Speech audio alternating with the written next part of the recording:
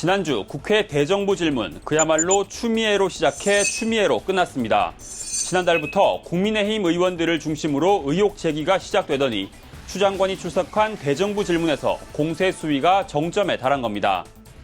국민의힘이 추 장관의 아들 서 씨가 카투사 근무 시절 외부에서 휴가를 연장한 점, 보좌관이 민원실로 전화를 건 점 등을 문제 삼으면 더불어민주당은 법적으로 문제가 없고 보좌관 전화는 단순 문의라고 일축하는 식의 공방이 쳇바퀴처럼 이어졌습니다.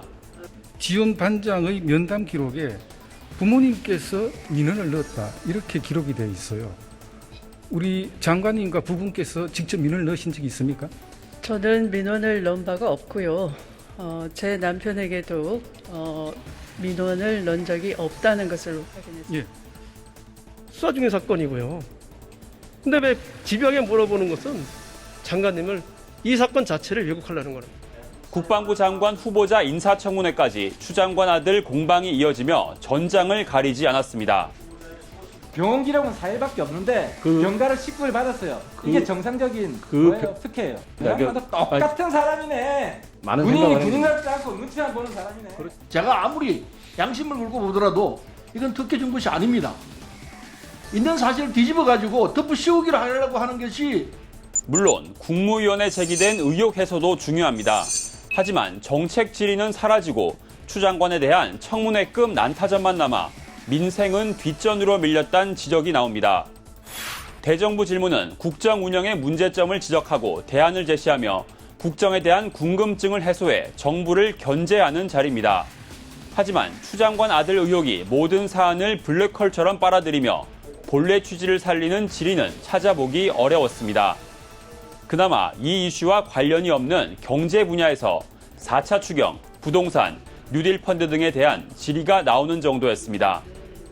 이후 손해는 정부와 금융기관이 지게 된다면 정권은 생색만 내고 손실은 국민이 낸 세금으로 떠안는 구조가 이 펀드 아닙니까? 풍부한 유동자금을 디지털과 그린 등 미래 산업에 투자를 해서 국가 경제를 선순환시키게 하고 또 국민들께도 안정적인 투자처를 제공하는 여권은 일단 추 장관에 대한 야당의 공격 가운데 결정적 한방은 없다고 평가하고 있습니다. 다만 이 과정에서 자충수가 쏟아지기도 했는데요. 과거에 군을 사유화하고 군에서 정치에 개입하고 그랬던 세력들이 쿠데타까지 일으켰습니다. 이제 그런 것들이 안 되니까 그 세력들이 국회에 와서 공작을 합니다. 여기 국회에 들어온 쿠데타 세력은 누굴 이야기합니까? 쿠데타란 누가 쿠데타 세력이고 이 들어와서 공작을 했다는 말씀이 과연 무엇인지. 또 서 씨의 휴가 미복귀 의혹을 제기한 당직 사병을 단독범으로 규정하는가 하면 서 씨가 안중근 의사의 말을 몸소 실천했다고 주장해 과도한 감싸기란 비판도 받았습니다. 문제가 없는데도 야당이 정치 공세를 편다는 게 기본 인식이다 보니 대응이 거칠어지는 모양새인데 오히려 논란에 불을 지핀 셈이 됐습니다. 사실관계는 분명히 가리되 과잉 대응은 자제하는 것이 옳다라는 것이 우리가 얻은 교훈입니다. 동료 의원들께도 이 말씀을 꼭 전해드리고 싶습니다. 결국 검찰이 심판 역할을 하게 됐습니다.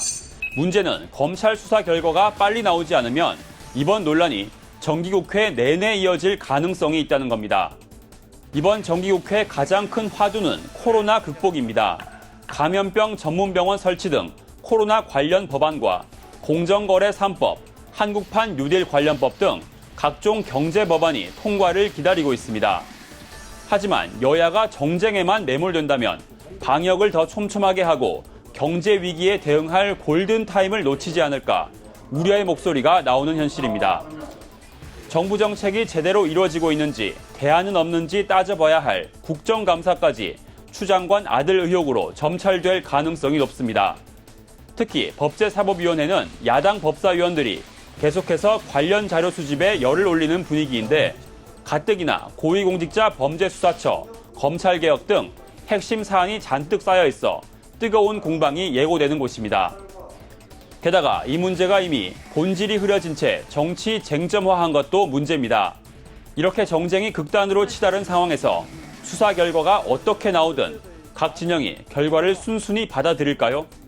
본인들 입맛에 맞지 않는 결과를 받아든 쪽에서 편파 검찰 비판을 쏟아낼 게 불보듯 뻔한 상황입니다. 코로나 탓에 생활은 팍팍해지고 한가위 고향 방문도 눈치 보이는 일이 됐습니다. 어려운 때일수록 국회에 기대고 싶은 국민이 더 늘어날 텐데 국회는 힘이 되고 있을까요? 시름을 더하고 있을까요? 지금까지 여의도 풍향기였습니다.